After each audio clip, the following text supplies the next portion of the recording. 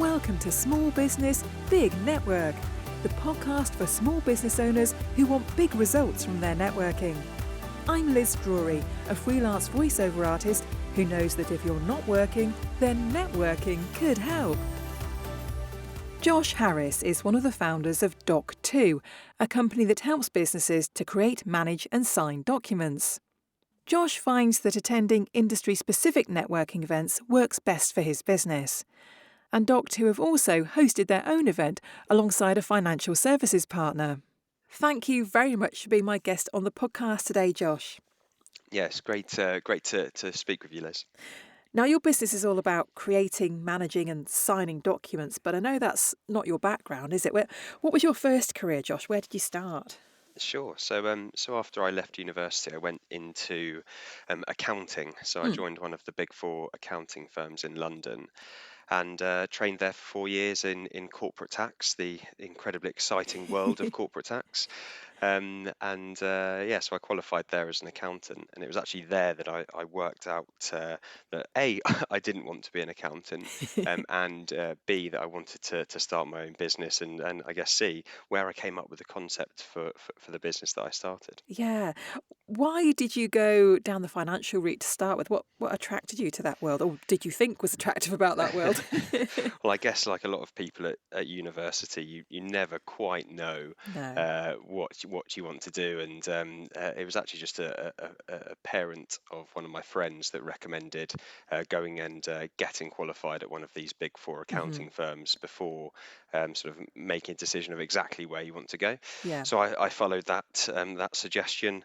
I didn't know what getting qualified meant. I just went and did it and ended up doing some exams with accountancy, and from that, it did give me a fantastic place to Mm. start and really work out where I wanted my career to go, whether Yeah. that was to stay in finance, stay in accounting, move into a different role, or indeed start up my own business. Yeah. So how long did it take you to decide that wasn't for you? It was probably a couple of years. I moved to Clapham, and I was on the tube, and I realised that the commute that I was doing was not what I wanted to be doing for the rest of my No. life. So it was at that point I sort of thought, what are my options? I knew that I wanted to continue doing the qualification, Hmm. but I wanted to know what my exit strategy was, so to speak. Yeah. I sort of had to come up with a few options to change my path after I qualified. Yeah. So how did you come up with the idea for your business then? You said it was while you were working in the sort of finance industry. Yeah, that's right. So I'd be sort of working fairly full on hours at this business, and it would often be a sort of 10 o'clock at night. A partner would come to me and say, "Josh, we need a new engagement letter." So what I'd do is I'd go onto the SharePoint and download the latest version of the engagement letter template, and at that point I'd be editing this Word document. And it'd probably take me anywhere between sort of 45 minutes and an hour to Mm. get this contract up to date. And I thought, sort of considering the charge out rates they had that were absolutely extortionate at this Yeah. business, I thought there's got to be a more efficient way and more cost effective way to get these agreements created, sent and signed. I Mm. mean, at the time we were literally printing 3 copies out and posting them, Yeah. and they're relying on a sort of a junior staff with fairly minimal amount of experience to create these contracts. So it sort of occurred to me that there was this sort of fairly large legal and compliance problem that Mm. businesses were facing with contracts, and I thought there had to be a better way to do that. Yeah. Now you started this business with your brother. How did that come about? So we are fairly similar in many ways, but also fairly different in many ways. He's a very technical person, so he's a full stack developer, and I'm sort of obviously come from that sort of finance side of things. But growing up, we always ran sort of small businesses together, Mm. and had little schemes and projects and plans to try and make a bit of money on the side. So it was sort of a bit of a natural progression, sort of in our I guess early in our careers to to start a business together, and so far it's all still heading in the right direction, and we're still friends. So. Yeah, so tell me about some of those early little businesses that you ran together. What did you do? So I guess one of our fairly successful ones was there used to be a platform called Kickstarter where you could Mm. sort of invest in businesses, and so we invested in a company based in Australia that made phone cases Yeah. that had bottle openers on them. Yeah. And obviously, sort of a 17, 18-year-old person, that was quite fun and exciting.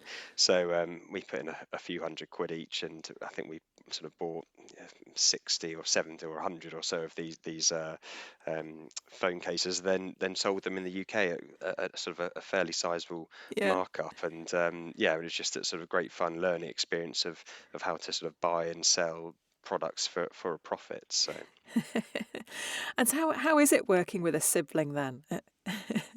yeah, it's interesting. I think the good thing about working with a sibling is you understand them Mm. more so than anyone else. Yeah. So obviously, working in a business, communication is absolutely key. But I think we both know what the other is thinking without having to communicate that. So definitely plays in our favour. Yeah. Um, Obviously it's much more of a blurred line of where sort of where family starts and Yeah. where business begins, which is always something interesting to sort of manage. If you go out as a family, you end up talking about business, Hmm. on a Friday night or over the weekend when normally you would get a bit of time off. But overall it's something fairly easy to manage because you're both sort of you both have the same direction. We're both aiming for the same thing. Yeah. So whereabouts in the country are you? And are you geographically close to your brother? Do you physically work together? Yeah. So we're based just south of Cambridge. Hmm. There's a little town called Royston, and yeah, we live fairly close to each other, which makes things easy. Yeah. So tell me about what your business does then. How does it work? Sure. So what Doc2 is, that's the name of the business, is a platform that streamlines the creation, sending, and e-signing of contracts Hmm. or documents for service businesses in the UK. So in short, we take templated contracts, our clients' templated Yeah. contracts, usually Word documents that are sort of filled with yellow highlighting that Yeah. say, put the company name here, the scope of work, the fees, the dates, etc. We take those templates, drop them into our system, and then allow you to automate the creation of each iteration of those going forward. So every time you need to send a new contract to a new client, rather than it taking 30 minutes to do manually in Microsoft Word, we automate that process. So we pull in data from, say, Company's House, we pull in Hmm. data from your CRM systems. We use sort of sensible forms so you can click dates rather than having to type out a date. Yeah. Number formatting, so you've got that sort of compliance and consistency across every single document that you send out as a business. And that obviously then ensures that everyone within the business that's sending out those contracts is singing off the same hymn sheet, Yeah. ensuring that there's complete consistency across every contract that your business is sending out. So you've got complete understanding and oversight of what your business is doing. Yeah. How much time do you think you save for people? It does vary per business, but generally speaking, it's around 10 times quicker to Wow. create documents through Doc2 rather than doing it manually. And then I guess on top of that, you also have to think about your clients and the time that they're saving. Mm. Make it super simple for them to complete the documents and get those documents back to you so that you can actually crack on with the work that you're being engaged to do. Yeah. So who are your clients generally? So our clients, again, there is a sort of a massive variation, but generally speaking, we work with B2B finance businesses. Mhm. So they are sort of commercial finance brokers, lenders, accountants, other sort of finance consultancies, tax advisors. But then we also have a sort of a longer tail of other businesses that do all sorts of things, sort of energy brokers and energy providers. We have a few wedding venue locations that Oh, send out that send out contracts to a happy couple yeah. for their venue hire. So there's all sorts of businesses that the platform works for. Yeah. And where are they? Are they all over the UK? Obviously, this is a remote business, isn't it? Yeah, so yeah, absolutely. Our focus is on UK businesses. That means we can build features that really are focused on so yeah, UK legal requirements. But generally speaking, UK based. Yeah. So I know there are sort of other online signing services. How is what you're offering different to what other people are offering?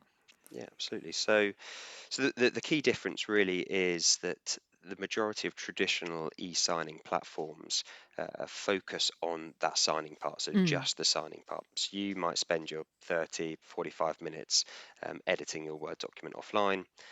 You then save it as a PDF, drag and drop it into one of those traditional e-signing Mhm. platforms, and then drag and drop where the signatures go on top of that PDF.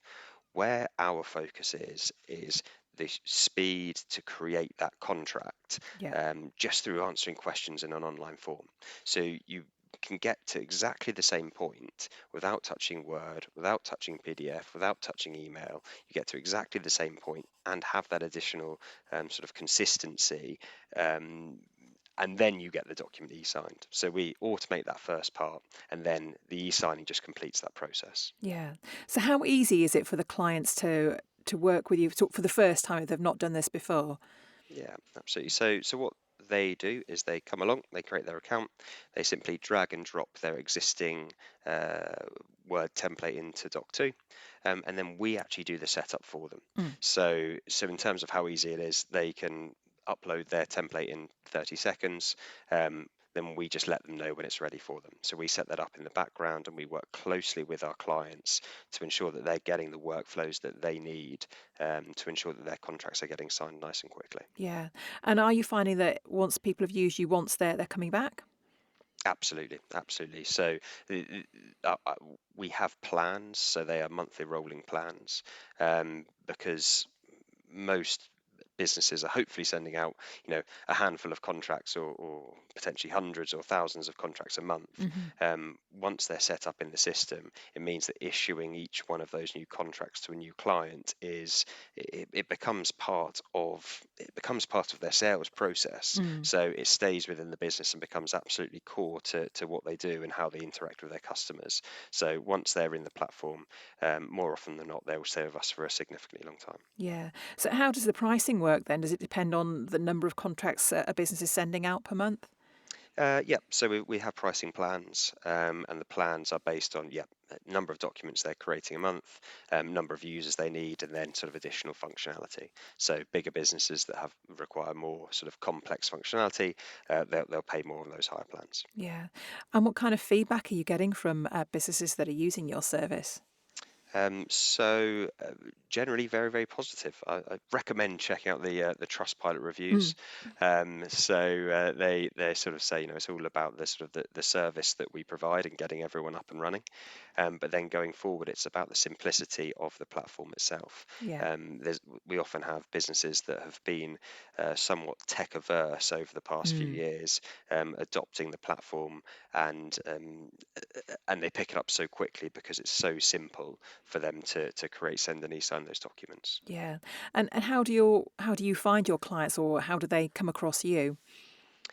So sort of various methods. We get an awful lot of referrals. So if someone's benefiting from the platform, they obviously like to let their friends and the Hmm. sort of other businesses know about the platform. And then we're also sort of partners with, there's an association called the NACFB, really catchy, the National Association for Commercial Finance Brokers.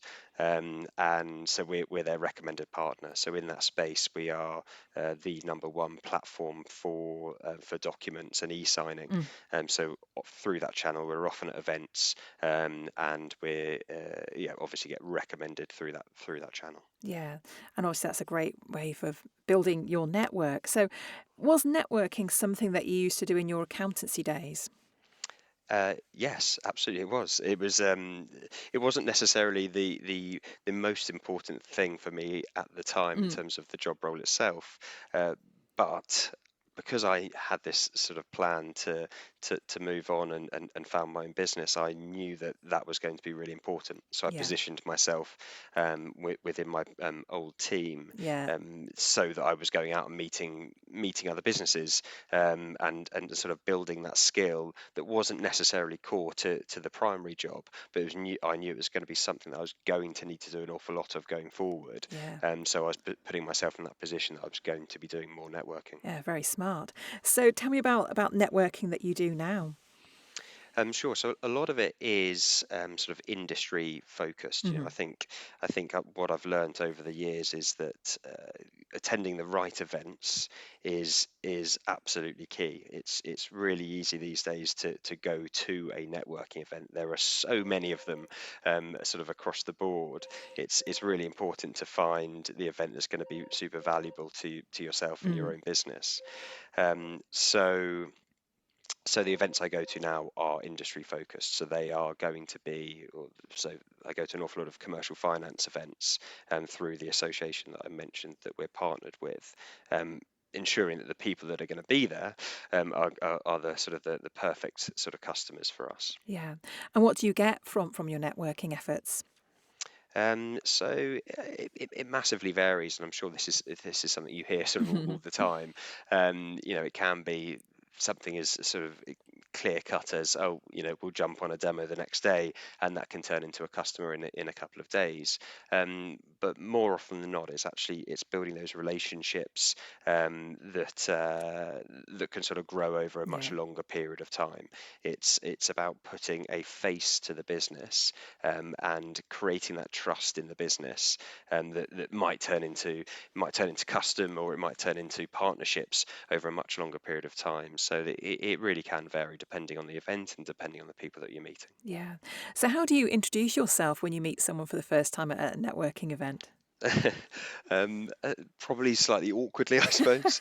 It's it's obviously, I don't know quite how to answer that. How would I introduce myself? What Um, do you tell people that you do? what do I tell people that I do?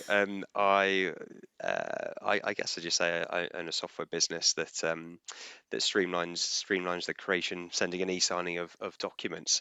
It's not the most interesting of things to come out with, which is why I probably found the question quite amusing. So generally, I try and focus on the other person, to be honest, until Good they ask. idea. But yes, that's sort of probably how it goes. Yeah. So have you got any tips about networking that you can share with people?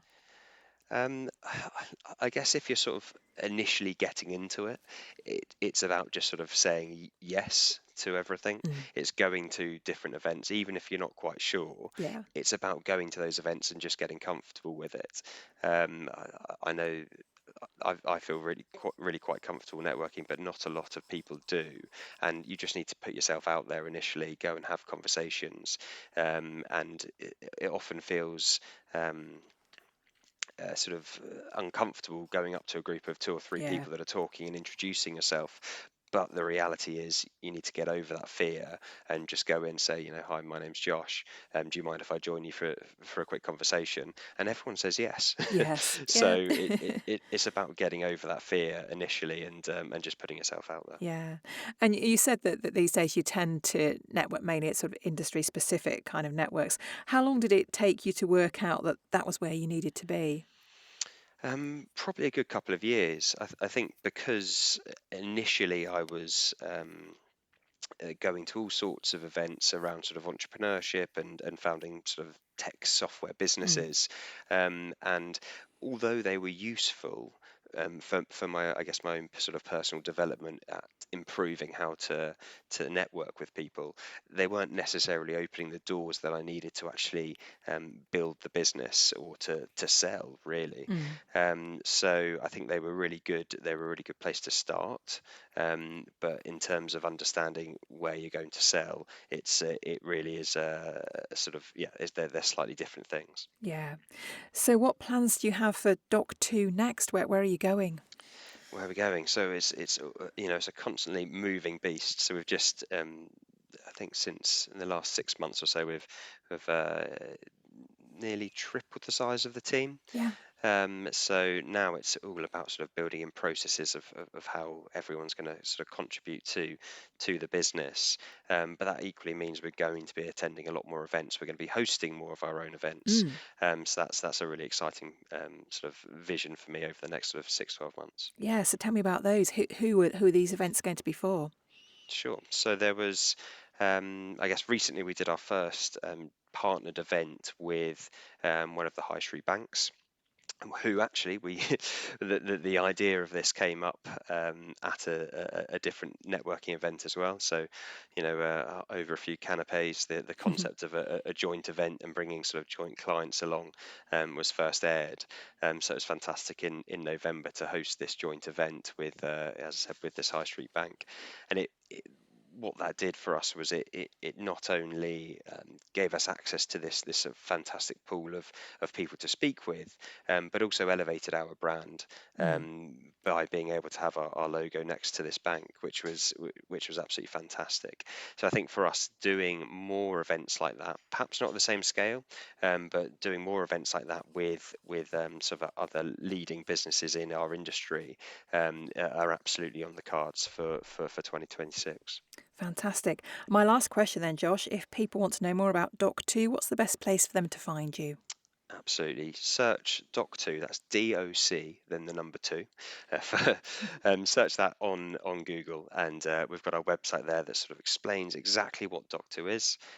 We've got a live chat bot in the bottom right, so you can speak to us, or of course, follow us on LinkedIn as well. Again, just search Doc2, find us on LinkedIn and drop us a follow, and we will be keeping everyone up to date through there with everything that we're up to. Perfect. Thank you very much for being my guest. No worries at all. It's been great speaking, Liz. Thanks for listening to Small Business, Big Network. If you found this podcast useful, please do rate, review and subscribe. And don't forget to share it with the rest of your network too.